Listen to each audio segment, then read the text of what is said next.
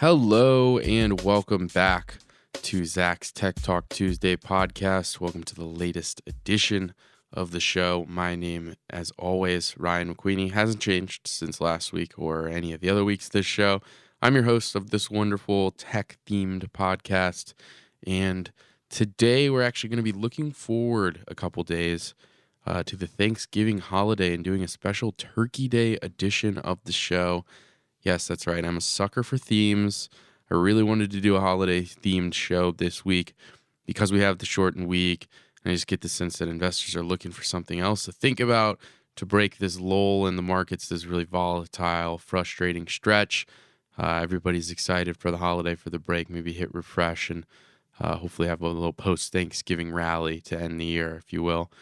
So I'm getting to thinking, this is obviously a tech-themed show. We do everything from kind of gadget comparisons and reviews and kind of just my mullings about certain new tech products to deep dives into tech companies' earnings reports and trends and all sorts of stuff. So I'm thinking, okay, how do I do a Thanksgiving themed show centered around tech? Unfortunately, the intersection of tech and Thanksgiving is relatively limited. The more I thought about it, the more I realized it's actually one of the few holidays that I think has kept its tradition together pretty well, in the sense that there's a parade, there's the turkey, there's the exact same football teams playing every year. We've got Thanksgiving pretty much down, and the crux of celebrating Thanksgiving is a big family-oriented meal in which there are a half a dozen staple dishes that have been the staple dishes for decades and decades and decades. And so it's pretty low tech. I mean, yeah, I could probably maybe have done like some kitchen gadgets or something like that. But I think outside of, the actual the meal and that type of stuff, if you think about the way technology, specifically a few major tech companies, a few Silicon Valley giants, if you will, and a couple from elsewhere on the West Coast. If you look at the impact they've had on the world over the past several years, and then you think about the traditions of Thanksgiving, these companies actually, kind of indirectly in many ways, did help the traditions of Thanksgiving evolve. So maybe not how you eat your turkey and that type of stuff, but I'm going to run through a few things that I jotted down where I'm like, okay, yeah, here's tech's influence on the Thanksgiving tradition.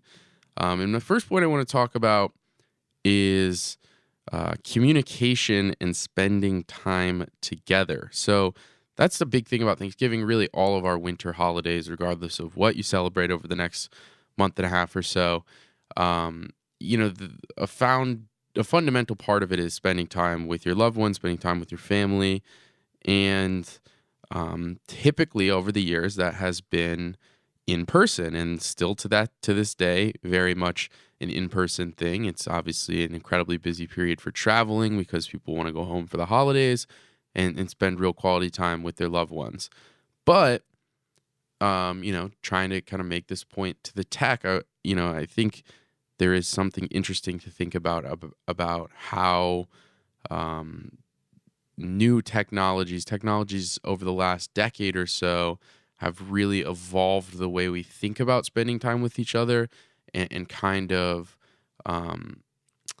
reduced the necessity for that actual physical interaction to the point where there are some people who might even be cutting costs or, avoiding multiple long distance trips by simply going, you know what, we can use Skype. We can use, which is a Microsoft product. I'm just going to put an emphasis on the companies behind these because that's kind of the overarching point of the episode. We've obviously got Apple's FaceTime. To me, one of the easiest to use and most, brand name relevant video chatting platforms there is. Super easy to use on the iPhone or any Apple product, really. And I think, I'm kind of picturing a more modern Thanksgiving, or really a modern winter holiday in any sort, where Maybe there's a group of family members on one side of the country and a group of family members on the other side of the country, and the logistics of traveling for everybody to meet up weren't there, but you take 20 minutes out of your day and there's a group Skype back and forth or group FaceTime back and forth. I don't think it's necessarily a tradition, but it's something that definitely exists in this world, and that got me thinking about kind of how that video chatting technology has gotten even better recently, and has gotten to the point where you really can feel like you're in the same room as folks on the other side of the world. And it's a device that we talked to. I'm going to specifically share an example of a device we actually talked about on this show not but a couple months ago, and that is a new player here in this market, the Facebook Portal and the larger Facebook Portal Plus. Now, if you'll remember this episode, I actually kind of criticized Facebook's timing of this, or really just kind of pointed to the absurdity of the one of the world's least trusted tech companies saying, "Hey, we're going to put a camera in your living room." That said, I think I did acknowledge the fact that the Portal and the Portal Plus looked cool. It has AI in the camera and platform itself, so it kind of focuses on you as you move. You can do joint things like listening to Spotify together with both sides of the call. If it's a group shot, it'll recognize that it's a group shot and do a full room pan. If it's just one person, it'll focus in on you and track you as you move around. And one of the really cool things about it, putting aside my bones I would pick with Facebook, one of the cool things about it is you could buy a pack of two, the Portal and the Portal Plus together, and you'd get a discount on them. So immediately I'm just picturing, and again, this is not a tradition or anything. This is a very unique type of circumstance, but I'm picturing, buying the set and giving one of the devices to maybe an older member of your family who's not quite as familiar with the different video streaming or video chatting platforms, and saying, "Hey, just throw this in your living room and we can talk together." And that could be a way you connect on Thanksgiving. So I think, my first point I want to make about the modern Thanksgiving or the modern holiday experience that has really been led or helped evolved by our major tech companies is this communication and spending time together. From there, I want to move to cord cutting in the Christmas special. So one thing that's always special about Thanksgiving is that you're kind of getting in the mood for Christmas or really any of the winter holidays. And one way you do that is by sitting down and watching the TV specials and movies. Of course, Thanksgiving has the Thanksgiving Day Parade and the football games. And, we know right off the bat that experience in and of itself, sitting down and watching something, clearly that has evolved significantly over the last few years. And I think sitting down and waiting for that one time a year, the thing you want to see comes on, is not really a thing anymore in many cases. And I think, we see that manifest itself during the holidays in a bunch of different ways. We have all these things on demand on streaming services like Netflix and Amazon. Your Sling TVs are going to get you the football games, all that type of stuff. And, the Christmas movie is now, it's not wait for the ABC Family showing of this beloved Christmas movie on a random Tuesday night in December. It's not, we got to watch the Charlie Brown Thanksgiving special at this time on Thanksgiving. It's, I can watch these whenever I want at any point of the year, but, especially whenever I want during the holiday season. And that I think is really cool. You'll see Netflix and Amazon really lean into this. They're going to have, all sorts of Christmas or holiday special categories and probably spruce it up all nice. I know for Halloween, the whole platform of Netflix was kind of spooky themed, and they pointed you right to all the Halloween focused scary movies and that type of stuff. So we'll see that again. And when you get bored on Thanksgiving, when everyone's in the lulling to sleep from the tryptophan, and you want to just throw on a holiday movie, Netflix is going to be the go-to for millions and millions and millions of households around the world. So that, or well, around the country. So I think that's a really interesting point. And what's even cooler is we have the likes of Netflix trying to contribute their own new additions to the Christmas spirit. So I mentioned the classics, the Charlie Brown Thanksgivings of the world, Charlie Brown Christmas specials. But even kind of Netflix is getting in on the fun and offering up super cheesy Lifetime style movies that are really they're corny and they're cheesy, but they're enjoyable and they're the exact type of thing I'm talking about here, where everybody has their favorite silly ABC Family, or Disney movie or something that they like to watch during the holidays. Netflix has already thrown its hat in the ring with A Christmas Prince, which became a cult classic last year. I believe there's a sequel coming either this year or next year. Just a really silly plot and was, a cheap, low budget film, but I think a ton of fun. And now this year, though, I think just to give you a heads up, the Christmas Prince of this year is going to be The Holiday Calendar, a Netflix original which follows a struggling photographer trying to juggle romance and a pesky advent calendar that predicts the future. So again, really corny Christmas movies by way of Netflix. I'm sure Amazon and the other competitors are up to the same stuff here over the next few weeks. And so that's the second point I want to point out, that how these tech companies are influencing the modern holiday celebration with cord cutting and the changes that we've seen to the Christmas special. And then the last thing I want to talk about, of course, obviously, is the way Black Friday has evolved over time thanks to new technologies. We, of course, know Black Friday is one of the busiest shopping holidays of the year in the entire world, especially here in the U.S. because of it's the day after Thanksgiving. It has been widely recognized as this Black Friday shopping holiday. Really, if you look at the history since around the 80s or later on, it really peaked. Peak Black Friday, I think, was like the mid 2000s in terms of just the use of the word in our lexicon and how busy the day was itself. Over the next several years after the mid 2000s, we saw that getting ahead of Black Friday and opening on Thanksgiving became a huge trend. That has actually kind of pulled back in recent years as people said, hey, you know what? We don't really want these businesses to be opening on Thanksgiving. We don't want to leave on Thanksgiving and do this.